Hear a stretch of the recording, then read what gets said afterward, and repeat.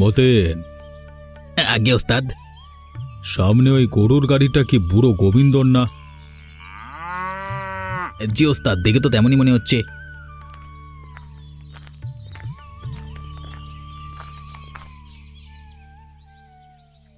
আরে গোবিন্দ মশাই, বুড়ো বয়সে এত কষ্ট করো তুমি, আমার যে আর তোমার কষ্ট সহ্য হচ্ছে না। না না মাতব্বর সাহেব, আমি আমার ধলু কালুর সাথে পুরো দিন পার করি, নানান রঙের মানুষকে নানান জায়গায় পৌঁছে দিই। এতে তার কেমন কি কষ্ট, বরং বেশ ভালোই লাগে। তুমি না বললেও কিন্তু আমি বুঝতে পারি, বুঝলে? তোমার চোখে মুখে কেমন একটা অসুস্থতার ছাপ পড়ে গেছে। এই গোবিন্দমশাই, আপনি এত কেন ভাবেন বলুন তো? আর এই বয়সে আপনার এত কষ্ট করতে হবে না। আপনি শুধু আমার ওস্তাদের প্রস্তাবে রাজি হয়ে যান, তারপর দেখবেন শুধু সুখ আর সুখ। ভালো খেতে পারবেন, ভালো করে থাকতে পারবেন, বুঝলেন? এমন অফার, মানে এমন ইয়ে কিন্তু রোজ রোজ পাবেন না, সব পাওয়াই যায় না সব সময়, তাই না? ওপরওয়ালার দয়ায় বেশ সুখেই আছি আমরা, আমাদের এর থেকে আর বেশি সুখের প্রয়োজন নেই। বলছিলাম, বিষয়টা আরেকবার ভেবে দেখলে হতো না? আমি যা বলবার ভেবেই বলে দিয়েছি। বুঝতে পেরেছি, তুমি বুড়ো হয়েছো ঠিকই, কিন্তু তেজটা এখনো কমেনি। আমি যে তোমাকে এ প্রস্তাব দিয়েছি, এটা তো তোমার 3 পুরুষের ভাগ্য। সস্তায় পেয়েছো তো, তাই মূল্য দিচ্ছ না। কিরে মতেন, বল কিছু। হ্যাঁ, এখনো তো গায়ে মাখছো না, বুঝবে একদিন। সেদিন এসে আবার আমাদের, মানে আমার ওস্তাদের কাছে হাত পাততে হবে, বসে থাকতে হবে। চল তো মতিন, রাস্তায় দাঁড়িয়ে যাত্রার সাথে কথা বলবার সময় নেই। আমি এমনিতেই অনেক ব্যস্ত মানুষ। হায় রে মানুষ, স্বার্থ ছাড়া কিছুই বোঝে না। এমনিতে তো কেউ কখনো 2 পয়সা দিয়েও দয়া করে না। আমি যদি কিছু দিই, তার বিনিময়ে আমাকে কিছু দেবে।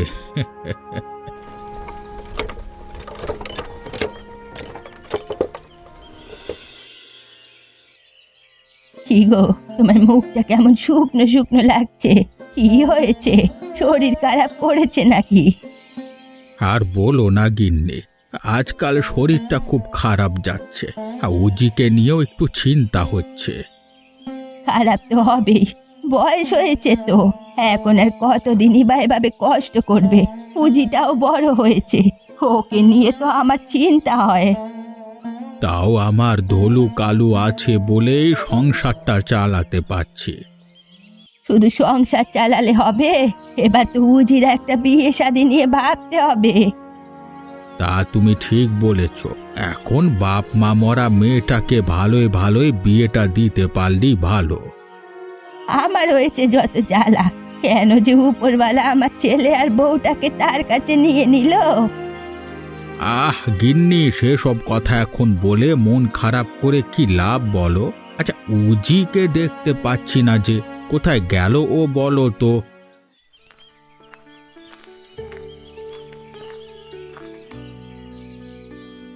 এই যে আমি এসে পড়েছি, আমাকে নিয়ে কথা হচ্ছিল বুঝি? কোথায় থাকিস সারাদিন বলতো? বড় হয়েছিস তো, এখনো এভাবে পাড়ায় পাড়ায় ঘোরাফেরা একদমই ঠিক না। কত করে বলি তোমার নাতনিকে, সে কি আমার কথা শোনে? বুড়ো আর বুড়ি, তোমরা দুজনে আমার নিয়ে খুব ভাবো তাই না? শোনো শোনো, আমাকে নিয়ে তো ভাবতে হবে না, বুঝলে? হয়েছে হয়েছে, যা স্নান সেরে আয়, আমি খাবার দিচ্ছি। তুমিও যাও, একটু বিশ্রাম করবে। ঠিক আছে ঠিক আছে ঠিক আছে।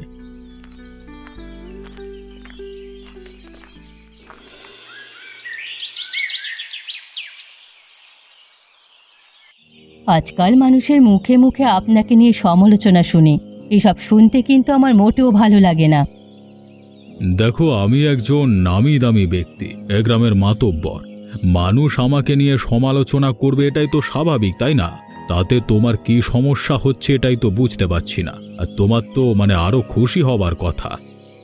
হ্যাঁ, আমি খুশি হতাম যদি সেটা আপনাকে নিয়ে ভালো আলোচনা হতো, কিন্তু তা তো হচ্ছে না। আসলে কারো ভালো কেউ সহ্য করতে পারে না, এই জন্য হয়তো মানুষ আমাকে নিয়ে সমালোচনা করে। তুমি ওসবে কান দিও না। আচ্ছা, গোবিন্দ মশাইকে আপনি কিসের প্রস্তাব দিয়েছেন? দেখো গিন্নি, আমার সব বিষয়ে তুমি কথা বলতে এসো না। আর তোমাকে এই কথাগুলো কে বলেছে শুনে? কে বলেছে সেটা পরের কথা, আমি যেটা শুনেছি সেটা কি সত্যি?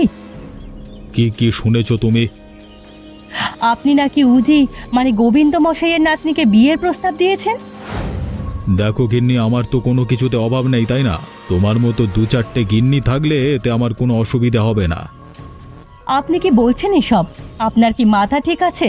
আরে এতে আপনার অসুবিধে না হলেও আমার অসুবিধে আছে। আপনার বয়স কত হয়েছে তার খেয়াল আছে? আর উজিরই বা বয়স কত? তাছাড়া আমি তো এই বয়সে এখন সতীনের সংসার করব না। আরে শোনো গিন্নি, এত কথা বলো না। তোমার জায়গায় তুমি থাকবে, তোমার খাওয়া পড়ায় কোনো অসুবিধে হলে তখন আমাকে বলো। শুধু শুধু আমার সব কাজ তুমি মাথা ঘামাতে এসো না। আপনি ভুল করছেন এটা। আমার সঠিক ভুল নিয়ে তোমাকে ভাবতে হবে না, বুঝলে? আরে যাও তো এখান থেকে, নিজের কাজ নিজে করো, যাও।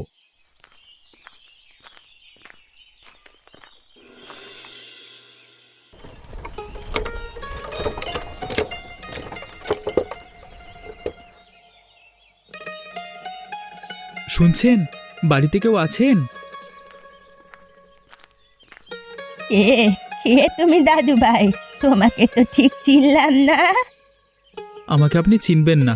আমি পথের মাঝে বসেছিলাম, হঠাৎ দেখলাম গরুর গাড়িতে এই বৃদ্ধ লোকটি অসুস্থ হয়ে পড়ে আছে। তাই তার কাছ থেকে ঠিকানা নিয়ে তাকে সহ এখানে নিয়ে চলে এলাম। কি বলছেন আপনি? আমার দাদুর কি হয়েছে? এই বুড়ো বুড়ো, কি হয়েছে তোমার? তোমার কি শরীর বেশি খারাপ লাগছে? বলেছিলাম তো দুপুরে খেয়ে একটু বিশ্রাম করো, তা তো করলে না, বের হয়ে গেলে গরুর গাড়ি নিয়ে। দেখলে তো এখন কেমন হলো। গিন্নি, এত ভেবো না তো। গরুর গাড়িতেই তো আমার সংসার চলে। আর আজকে এই ছেলেটা না থাকলে আমার বোধহয় বাড়ি ফেরা হতো না। এভাবে বলবেন না। আপনারা বরং ওনাকে নিয়ে ভেতরে যান, বিশ্রাম করতে দিন ওনাকে। আর আমাকে একটু জল দেওয়া যাবে? মানে আমার গলাটা একেবারে শুকিয়ে এলো। হ্যাঁ, নিশ্চয়ই। তুমি আমাদের কত বড় উপকার করেছো। তুমি দাঁড়াও, আমি জল নিয়ে আসছি।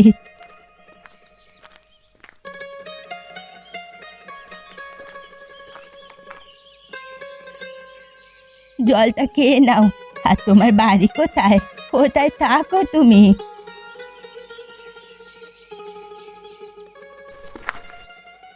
ঠাকুমা, আসলে আমার কেউ নেই। কিছুদিন আগে একটা দুর্ঘটনায় আমার পরিবারের সবাইকে হারিয়ে ফেলেছি। এখন আমি যেখানে একটু আশ্রয় পাই সেখানেই থেকে যাই। তাই তো পথের মাঝে বসেছিলাম, আর বসেছিলাম বলেই বুড়ো দাদুকে দেখতে পেলাম। আরে, তোমার কথা শুনে খুব খারাপ লাগছে। আমি বলি কি, আজকের দিনটা তুমি আমাদের বাড়িতে থেকে যাও, কেমন? অভাগাকে আপনি আশ্রয় দিয়েছেন, খুব ভালো মানুষ আপনারা। কিরে মতিন, শুধু কি টাকাটাই নিচ্ছিস নাকি কাজটাও ঠিকভাবে করছিস? ওস্তাদ, কি যে বলেন না, পৃথিবীতে টাকার উপরে কিছু আছে নাকি? টাকা যত বেশি দেবেন কাজ তত ভালো হবে। হ্যাঁ, তো আজকে কি কি কাজ করলি একটু বল তো। এর কাজের কথা বলে শেষ করা যাবে না ওস্তাদ। তার থেকে আমি বরং আপনাকে সবথেকে গুরুত্বপূর্ণ বিষয়ের খবরটা বলি। গুরুত্বপূর্ণ বিষয়? হ্যাঁ হ্যাঁ, জলদি করে বল তো, কি খবর এনেছিস? এই গোবিন্দ বুড়ো আজকে গরুর গাড়িতে বসে অসুস্থ হয়ে পড়েছে। এটা যুবক ছেলে তাকে উদ্ধার করে বাড়িতে পৌঁছে দিয়েছে। আমার মনে হয় এটা এই মুহূর্তে আপনার জন্য গুরুত্বপূর্ণ খবর। তা অবশ্য ভুল বলিসনি। এ বুড়োটা অসুস্থ হয় ঠিকই, তবে মনটা একটু নরম হয় না। কিন্তু ছেলেটি কে, তার কি খবর নিয়েছিস? ছেলেটি অপরিচিত, এই গ্রামের কেউ না। শুনেছি তার পৃথিবীতে কেউ নেই। আচ্ছা আচ্ছা, তাহলে কালকে বরং কিছু টাকা আর ফলমূল নিয়ে বুড়োকে দেখে আসবো মানে বোঝোই তো। জি জি ওস্তাদ, বুঝতে পেরেছি। আর একটা কথা বলতো আমাকে, আজকাল তোর আর আমার কথোপকথনগুলো আমার ঘরের গিন্নি কি করে টের পায়? এ ব্যাপারে তুই কিছু জানিস নাকি? না না, আমি কি করে জানবো? মনে করে দেখেন, আপনি হয়তো কখনো মুখ ফসকে বলে ফেলেছেন কিনা। এই, তুই কি আমার সাথে মজা করছিস নাকি? ভুলে যাচ্ছিস আমি এ গ্রামের মাতব্বর। কি যে বলেন না ওস্তাদ, এ কথা কি বলবার মতো কথা? আরে হয়েছে হয়েছে, যেটা বলেছি ওটা মাথায় রাখিস কিন্তু। ঠিক আছে ওস্তাদ।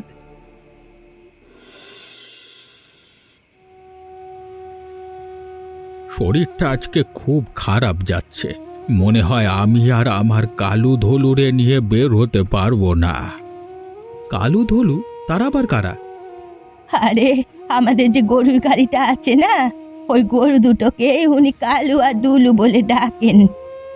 বাহ, এ তো বেশ ভালো নাম, দেখতেও যেমন নামও তেমন। যাই হোক দাদু, তুমি তোমার কালু আর ধলুকে নিয়ে একদম ভেবো না। কালকে থেকে তুমি বিশ্রাম করবে, আমি তোমার গরুর গাড়ি নিয়ে বের হব। না না না না, এ কি করে হয়? কেন হবে না? সবই হয়। আমাকে দুবেলা দুমুঠো খেতে আর একটু থাকবার জায়গা দিলেই হবে। বেশ, তো তোর কথা একটু ভরসা পেলাম, তবে তোকে যে আরো একটা দায়িত্ব পালন করতে হবে। আরও একটা দায়িত্ব?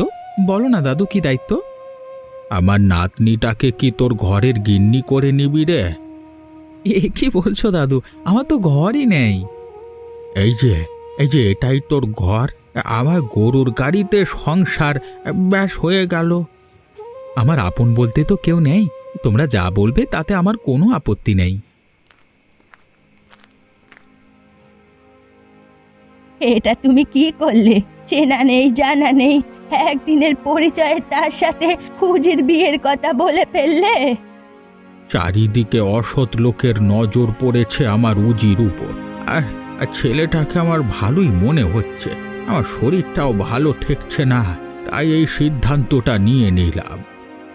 আমি জানি তোমার সিদ্ধান্ত কখনো খারাপ হয় না, তাই আমিও খুশি হলাম।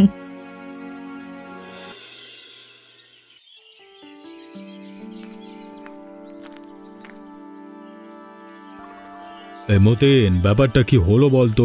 বুড়োটা কি সত্যি সত্যি মরে গেল নাকি? ওস্তাদ, দেখে তো তাই মনে হচ্ছে। তাই যদি হয় তাহলে তো ভালোই হয়েছে, আর কোনো বাধা থাকলো না আমার। এবার বুড়িটাকে একটু লোভ টোপ দেখিয়ে কাজটা সেরে নেব। হ্যাঁ হ্যাঁ ওস্তাদ, রাস্তা একেবারে পরিষ্কার। যাকগে। আচ্ছা, আমি গ্রামের মাতব্বর, আর গ্রামের একজন বুড়ো মরে গেল, অথচ আমাকে কেউ খবরটা পর্যন্ত দিল না। না না, আপনারা কাজটা কিন্তু একদম ঠিক করেননি। আমি আরো অসুস্থ, শুনে ফলমূল নিয়ে এলাম কত। না না, আমি এক্ষুনি আপনার কাছে খবর পাঠাতাম মাতবর সাহেব। ওস্তাদ, তারা না হয় ভুল করে ফেলেছে, তাই বলে আপনি তো আপনার দায়িত্ব থেকে সরে আসতে পারেন না, তাই না? হ্যাঁ, তা তো অবশ্যই, তা তো ঠিকই বলেছিস। আচ্ছা শোনো তোমরা, এই সংসারের যত খরচপাতি আছে সব আজকে থেকে আমি দেব, কেমন? তোমরা এত চিন্তা করো না, কেঁদো না তোমরা। মানুষ মরণশীল, বুড়ো হয়েছে মরে গেছে, আপনারা তাই নিয়ে কেঁদে কেঁদে শুধু শুধু শরীর খারাপ করবেন না। আর আমার ওস্তাদের কথা মেনে চললে আশা করি ভবিষ্যতে সংসার চালাতে ঈশানী মাসির কষ্ট হবে না। চল চল মতিন, আমার আবার অনেক কাজ পড়ে আছে, সেগুলো করতে হবে। গ্রামের কত মানুষের খবর আমাকে রাখতে হয় বলতো। জি জি ওস্তাদ, চলুন চলুন।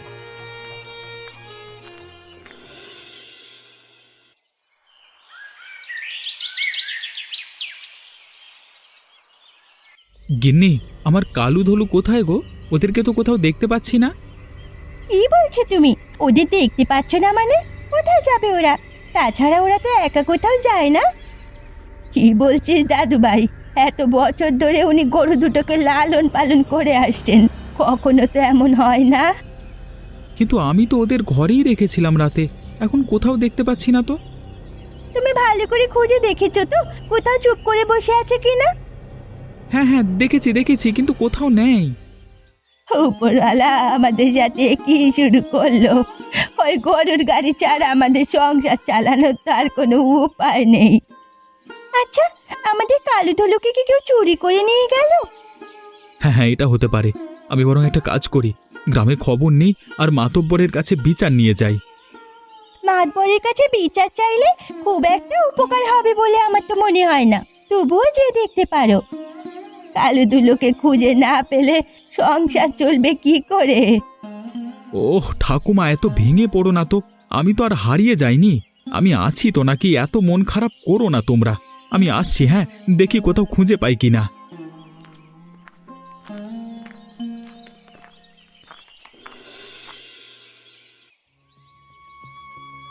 মাতব্বর সাহেব, আমি খুব বিপদে পড়ে আপনার কাছে এসেছি। আমার কাছে যারা আসে সবাই বিপদে পড়িয়ে আসে, কারণ এ গ্রামের মানুষের বিপদে সাহায্য করবার মতো আমি একজন রয়েছি। আগে মাতব্বর সাহেব, আমার গরু দুটোকে সকাল থেকে কোথাও খুঁজে পাচ্ছি না। আপনি তো জানেনই, গোবিন্দ দাদু মারা যাবার পরে তার নাতনিকে আমি বিয়ে করি, আর তার গরুর গাড়ি থেকে আমি সংসার চালাই। হ্যাঁ হ্যাঁ, আমি সবই জানি, কিন্তু কথা হলো চোর তো আর গরু চুরি করে আমার বাড়িতে রেখে যাবে না, তাই না? না মানে, আপনি যদি একটু চোরকে খুঁজতে আমাকে সাহায্য করতেন তাহলে আমার খুবই উপকার হতো। অর্ক, তোমার গরু ওই সামনের পুকুরের কাছে গাছের সাথে বেঁধে রাখা আছে, তুমি নিয়ে যাও। তার মানে আমার কালু ধলু আপনার কাছে আছে? আপনি শুধু আমাকে বলুন, আমার কালু ধলু এখানে কি করে এলো? এগি গিন্নি কি করে গরুর খবর জানলো? যার এই গ্রামের ভালো মন্দ খবর রাখার, তিনি তোমার গরুকে যত্ন সহকারে বেঁধে রেখেছেন। এর থেকে বেশি কিছু তোমার জানতে হবে না, তুমি ওদের নিয়ে যাও। আপনার আমার খুব উপকার করলেন। আমি আসছি তাহলে। হ্যাঁ, এখনো সময় আছে। এই সব ছেড়ে গ্রামের মানুষের সেবা করুন, তাদের উপকারের জন্য কাজ করুন। একটা কথা মনে রাখবেন, কারো ক্ষতি করে কেউ কখনো ভালো থাকতে পারে না। কি ভাবলাম আর কি হলো? সকাল সকাল মেজাজটাই খারাপ করে দিল, ভাল লাগে না। মতিন, গরুটা যে আমরা চুরি করেছিলাম সেটা আমার গিন্নি কি করে জানলো বলতো? ওস্তাদ, সেই খবর আমি কি করে জানবো? আমার আজকাল তোকে বড্ড সন্দেহ হয়, বুঝলি? এইসব কথা তো তুই আর আমি ছাড়া কারোর জানবার কথা নয়। কি যে বলেন না ওস্তাদ, আপনি আমার উপর একদম পুরোপুরিভাবে ভরসা রাখতে পারেন। তাই তো রাখছি। আচ্ছা শোন, কাজের কথা বলি। আজকে রাতে গোবিন্দর বাড়িতে আগুন লাগিয়ে দিতে হবে, এমন ভাবে লাগাতে হবে যেন আগুনে ওদের ঘর বাড়ি আর গরু দুটো পুড়ে যায়। কিন্তু রাতে তোরা ঘরের ভেতরে থাকবে, এতে করে যদি ওদের কোনো সমস্যা হয়? আরে সমস্যা হলে আমি দেখব, তোকে এসব নিয়ে ভাবতে হবে না। তুই বরং ঠিকঠাক ভাবে শুধু আগুনটা লাগিয়ে দিবি, বুঝলি? ওস্তাদ, মনে করেন কাজ হয়ে গেছে, কিন্তু একটা কথা ছিল আমার। হ্যাঁ বল, কি কথা? গোবিন্দর নাতনি উজিরের তো বিয়ে হয়েই গেল, তারপর এখন শুধু শুধু আপনি এইগুলো করতে যান কেন বলুন তো? ওরে, একটা রাগ জেদ শরীরের মধ্যে কাজ করে, তুই ওসব বুঝবি না। আমি তো ওদের সুখে থাকতে দেব না। আর একটা কথা বলি ওস্তাদ। হ্যাঁ হ্যাঁ, বল বল। বলি এসব একটু বেশি হয়ে যাচ্ছে না? না মানে কি দরকার আছে এখন এগুলো করবার? কিরে মতিন, আমি কি করব না করব সেসব কি তুই ঠিক করে দিবি আমাকে? তোর কাজ হলো আমার হুকুম পালন করা, তুই বরং চুপচাপ তাই কর। জি ওস্তাদ, জি। কথায় আছে না, পিপিলিকার পাকা হয় মরিবার তরে। এখন নিজে তো মরবে, সাথে আমাকেও মারবে। হ্যাঁ, কিরে কিছু বললি? কিছু না তো। ঠিক আছে ঠিক আছে, যা সবকিছু তৈরি কর, আর খুব সাবধান, এ কথা কেউ যেন জানতে না পারে। ঠিক আছে ওস্তাদ, তাই হবে।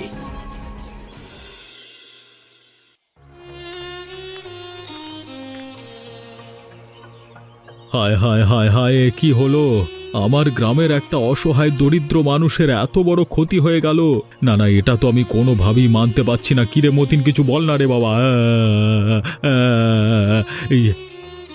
আমি আর কি বলবো, বলতে বলতেই তো এ পর্যন্ত এলাম।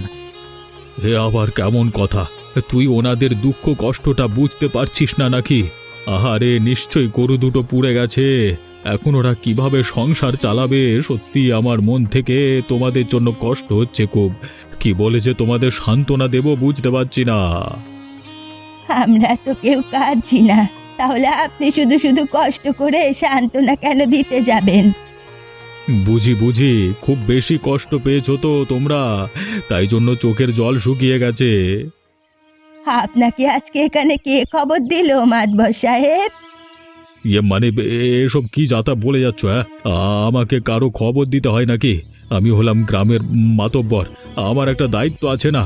আমি নিজের থেকে সবার খবর নিই, বুঝলে? আচ্ছা মাতবর সাহেব, আমাদের কালো ধুলু মানে গরু দুটো যে মারা গেছে, তা আপনাকে কে বললো? উজি, তুমি আমাকে প্রশ্ন করছো? এত বড় সাহস তোমার? আমি তোমার গুরুজন হই, তাছাড়া আমি গ্রামের মাতব্বর। হ্যাঁ, আমার এখানে পরিস্থিতি মোটেও ভালো ঠেকছে না। মতিনটা কোনো কথা বলছে না কেন? আমি একা কত সামলাবো শালা মতিন।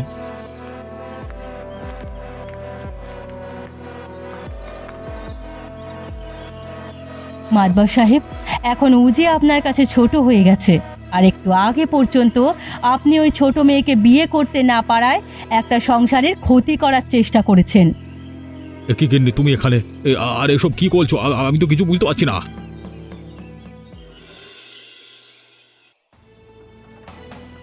গিন্নি, আমি কিন্তু গ্রামের মাতব্বর। তুমি সবার সামনে এভাবে আমাকে অপমান করতে পারো না, এতে আমার সম্মান নষ্ট হয়। না না, আপনাকে আমি মোটেই অপমান করছি না। আমি শুধু একজন অপরাধীর শাস্তি দিতে চাই। আমি এসব করেছি তার কি প্রমাণ আছে তোমাদের কাছে? হ্যাঁ হ্যাঁ, আপনার সব থেকে বিশ্বস্ত মতিন তার প্রমাণ। তার মানে মতিন, আমি আগেই সন্দেহ করেছিলাম ওকে। মতিন, তুই কাজটা একদম ঠিক করলি না। তুই আমার খেয়ে আমার পরে আমাকেই ছুরি মারলি। ওস্তাদ, ওস্তাদ আমাকে কিছু বলতে দিন ওস্তাদ। তুই আর কি বলবি রে? সব তো বলিয়ে দিয়েছিস। দুধ কলা দিয়ে আমি কাল সাপ পুষেছিলাম রে হতভাগা। ওস্তাদ আমি কিছু বলিনি, সবে তো এখন আপনি বলে দিলেন সব। তার মানে সবটাই আমার ধারণা ছিল। আমি ভেবেছিলাম এ কাজ আপনি করেছেন, আর সেটাই সত্যি হলো। তার মানে তোমরা কেউ কিছু জানতে না? তাহলে গরু দুটো কেন আগুনে পুড়ল না? কারণ কাল রাতে ওরা এক মাসির বাড়িতে নেমন্তন্ন খেতে গিয়েছিল, আর গরু দুটো পাশের বাড়ির গোয়ালে রেখে গিয়েছিল। হায় হায় হায়, নিজের জালে নিজেই ফেঁসে গেলাম। আমি বড্ড ভুল করে ফেলেছি। তোমরা আমাকে ক্ষমা করে দিও, ক্ষমা করে দিও। এই অপরাধের কোনো ক্ষমা নেই, শাস্তি তো আপনাকে পেতেই হবে। এসব কি বলছো তুমি? তুমি আমার গিন্নি হও। হ্যাঁ, আপনি আমার স্বামী হন, তাই বলে আমি কোনো অপরাধীকে মাফ করব না। শাস্তি তো আপনাকে পেতেই হবে, সাথে আপনার মতিনকেও। কি কি শাস্তি দেবেন আমাদের? বলছিলাম কি আমাদের একটু কম শাস্তি দেন না। আমি তো মাতব্বরের হুকুমের গোলাম ছিলাম। কাঁদতে কাঁদতে বলছি। মাতবর সাহেব, এই মুহূর্ত থেকে আপনার আর এই গ্রামের কেউ মাতবর হিসেবে মানবে না, আর আপনার মুখে কালি মেখে অর্কর গরুর গাড়িতে পুরো গ্রামে ঘোরানো হবে। তোমার কি মাথা খারাপ হয়ে গেল গিন্নি?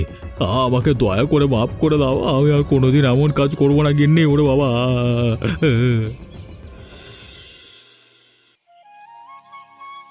আজকে আপনি যে কাজ করলেন আমরা সারা জীবন মনে রাখবো। আসলে পৃথিবীতে এখনো আপনার মতো ভালো মানুষ আছে বলে পৃথিবীটা এত সুন্দর। এভাবে কেন বলছেন? মানুষ হিসেবে এটা আমার কর্তব্য বলতে পারেন। আমরা আসলে এসব কিছুই জানতাম না। উজির দাদু আমাকে কখনো কিছু বলেনি। বুঝতে পেরেছি, কিন্তু আপনাদের তো ঘর পুড়ে গেছে, আপনারা এখন থাকবেন কোথায়? ওই যে গরুর গাড়ি, ওই গরুর গাড়িতেই আমাদের ছোট সংসার থাকবে। না না, এরকমটা হয় নাকি? আমি কালকের মধ্যেই আপনাদের ছোট্ট একটা ঘরের ব্যবস্থা করে দেব। না না, তার আর দরকার পড়বে না। কিছুদিন না হয় গরুর গাড়িতেই থাকবো। ওই গরুর গাড়িতেই যে আপনাদের সংসার এটা আমি জানি, কিন্তু এই মুহূর্তে আমি আপনাদের ছোট্ট একটা ঘর তুলে দেব। আপনারা না করবেন না। তারপর আপনারা ওই গরুর গাড়ি দিয়ে আবার আগের মতো সংসার চালাবেন, বড় করে ঘরও তৈরি করবেন। ও বুড়ি, দিদি এমন করে বলছে, তুমি না করো না। না রে, আমি আর না করি কি করে বল? তাহলে ও কথাই থাকলো। কিন্তু আর একটা কথা, আমাকে কিন্তু আপনাদের গরুর গাড়িতে একদিন ঘোরাতে হবে। তা আবার এভাবে বলতে হয় নাকি? আর ওদের গরু বলবেন না, ওদের নাম কালু আর ধলু। আচ্ছা আচ্ছা। এমনই মজার মজার গল্প দেখতে হলে আমাদের চ্যানেলটিকে সাবস্ক্রাইব করতে ভুলবেন না।